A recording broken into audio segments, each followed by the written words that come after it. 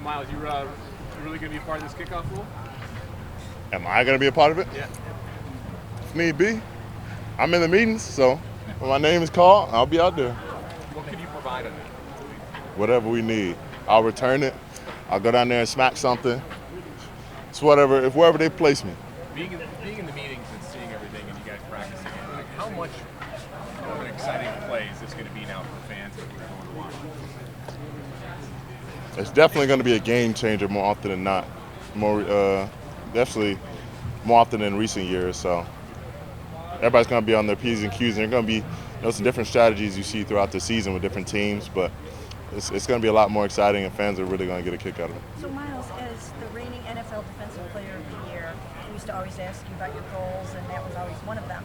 Now you head into a season, and you are the NFL Defensive Player of the Year. So what do you how do you build on that, and what do you sort of do this year? What are your hopes and dreams? God willing, can have build on the success that we had last year, but have everyone be healthy and go win the Super Bowl. That's where my eyes are only. Denzel and Chief were talking about how it just doesn't feel that long ago that you guys were the young guys on this team. How fast has that time moved, and how much? Still a young guy on have this you team. changed? Yeah, you think? Still a young guy on this team. Not the younger guy, but still a young guy on this team. How as you quote unquote get older, how does urgency increase chasing that ring? Same urgency. Back when I was a rookie, not the same urgency as now. The focus is just different. Understanding the moment. And understanding the guys we have in this room. Taking all of that in and taking it into account, and realizing that we have a special opportunity more than any other year, and it's kept continuing to build and continue to stack, and that's helped improve my focus and increase the leadership that we have around each room and in the building. So guys are really building together and starting to really get it and lock in. How have you changed over the last 7 years? Have we changed? You. Oh, have I changed? Yeah. Have I changed? I mean, grew my hair, cut my hair.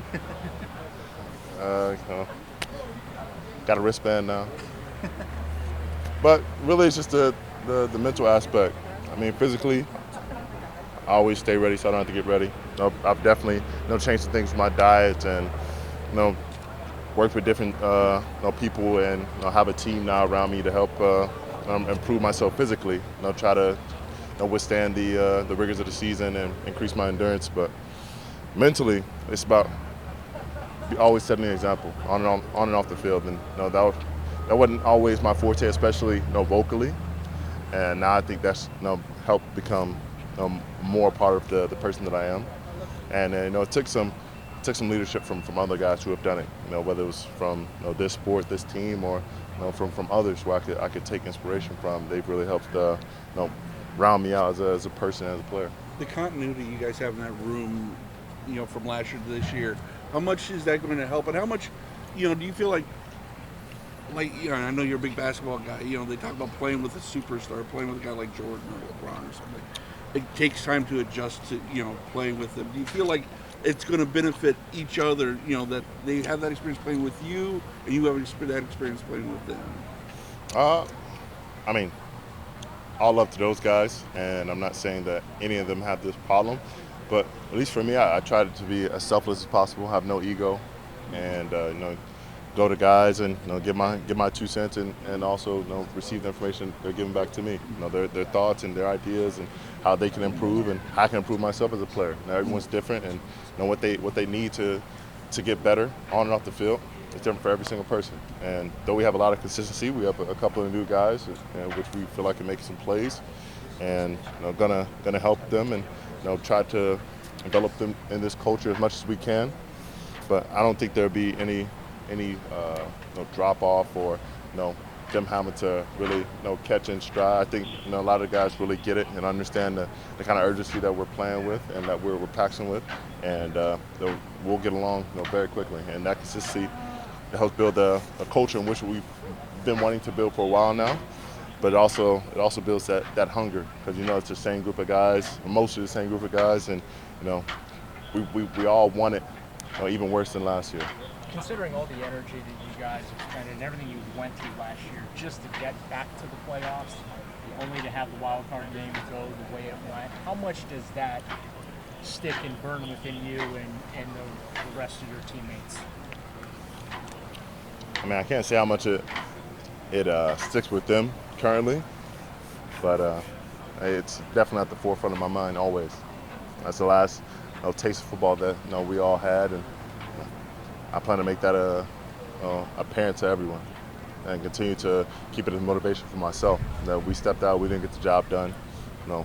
We didn't execute, and we fell short of our goals. And regardless of the injuries and anything else that transpired, we fell short and we didn't complete the mission. So we have to lock back in. We have to circle the wagons and figure out how we can get better. And first thing we can do is get out here and know exactly what to do in every situation. Be perfect in your P's and Q's. Now, along those lines, you've fulfilled some personal goals now. When will you feel satisfied that your career has been what you wanted it to be? Never. It'll never be enough. And I might feel a little bit of satisfaction once we win one for Cleveland, but then there's always the next year. I'm not going to stop until the body tells me it's time to hang them up. Until I stop having fun, so I stop loving this game and wanting to be in here with my teammates. So all that fades, I'm gonna be in here and give my all, and just trying to do my best to improve this team. There are a lot of great players and Hall of Famers who never win one. How important is it to your legacy that you do win one? Don't care. Don't care about legacy. I want it for the city. I want it for those guys in there. My legacy, it'll speak for itself. That once it's said and done. But I want it for those guys because they deserve it. They go out there every single day and earn it by working hard, by putting in the time, getting up early, leaving late, and it takes those kind of leaders every single day to really see that what we're doing is special, and we want to show that we can sustain this for an entire year and build something special here. Myles, your new position coach, fifth one that you've had in 8 years, he said the other day that he expects a lot more out of you, and he said he believes that you expect the same thing. So what would that look like if you were? More of everything. Just more. More leadership, more plays, being more vocal, being more inspired, whatever I can do, being more attentive, allowing a room for guys to be themselves. We want more personality, we want more culture. There's so much more we can build on because we left so many plays out there, myself included, and so he's looking at that, seeing that we could have been not only all time on defense but all time up front, and we have the guys to do it. Now it's just about doing more. So Myles, playing off of that, you talked about the continuity up front and then the new guys. How much better can that D-line be this year? A whole lot. I mean, we only had 1 year under Schwartz, who did a hell of a job, and him having consistency up front, and with the defense, he's going to start dialing things up a little bit more, reaching more into his bag. He threw the fastball a lot, and it was successful. But now, being able to change it up a little bit, it's really going to throw teams for a loop. And we're looking forward to really getting after guys and making the plays that some of us miss, and some of the plays that we miss. Myles, you take on so many double teams, triple teams. We see this every single game. And it's so physically taxing and demanding that sometimes, and maybe I'm wrong about this, but sometimes by the time you get into the last quarter of the season, start to wear on you a little bit, and maybe you don't finish quite as strong as you would like to. Again, I could be wrong about that, but is that something is that a focus for you this year to try to finish super crazy strong the same way you start, or is that not? Yeah, and you always want to finish as strong as you start, or even stronger. And I think it's made a point of emphasis, through the second half of the season to double or to show more attention towards me, and that's when I have to dig deeper. I got to find something more, in my bag, improve my my fitness or my endurance, so I can continue to try those different moves, to break those double teams, to slide through, and to move to different positions on the front. But that's also, and when I'm taking up all those singles, doubles, triples, that's when my other guys come up to shine. We see guys step up and come in the game who you wouldn't expect, and make a name for themselves, and they get that spotlight. And we're looking forward to when those opportunities come, when they're doubling me. We see the rise of a player up front, or a backer who's really going to make a name for himself. Myles, Alex Wright is a young guy who seemed to really take some nice steps last season, and I know you've taken on your wing a bit. What do you expect from him in year 3? I expect him to continue this growth, and exponentially at that.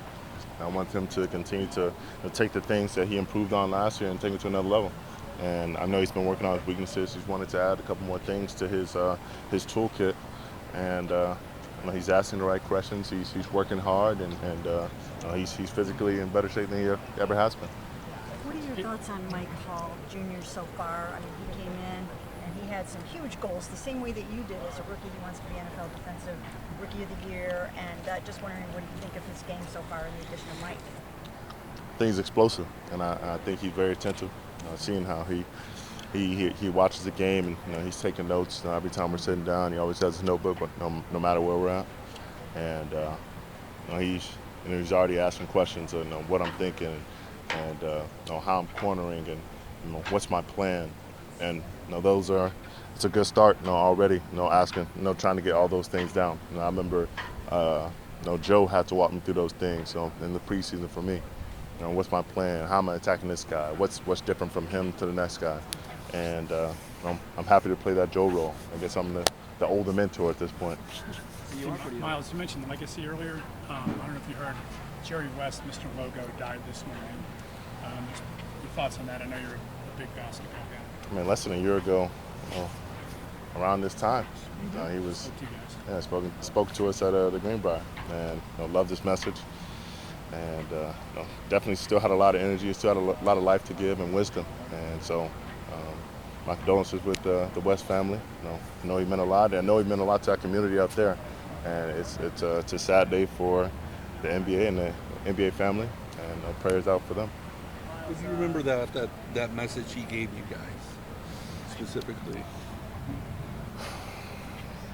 I mean, he talked about the grit and the team bonding that it takes to really get there. How much you really have to stick together, and really have to how much resilience it takes to weather an entire season and really make it to the end. Every team is talented, but how much are you willing to take to get to where you want? We talked a little bit about being paid more and about ownership, but we'll skip that part. You guys went to the Greenbrier last year, and one of the main reasons Coach did that was so that you guys could really work on the bonding aspect and just really focus in on training camp. Are you looking forward to return trip, and how do you guys repeat the results that you got from that experience together? Attack it the same way. But continue to try to improve on where we missed out. Whether it was those moments of bonding, making sure that all the guys getting out of their rooms, talking through plays, walking through plays, going to dinner, talking about the game. At that moment it's time to lock in. We're away for a reason. Take it as a work trip, not on vacation, and we don't need to treat it like that. And so having that mentality will be good in using that, that same, dialing it back and using that when we go on away games. We went to the West Coast last year, and we didn't have the success that we wanted to. Call back to home when we were in the Greenbrier. What did it take for us to get up and push ourselves through that? Call back on those moments, and that's where you'll find your success. Appreciate it. Thank you, Mike. Have a good break.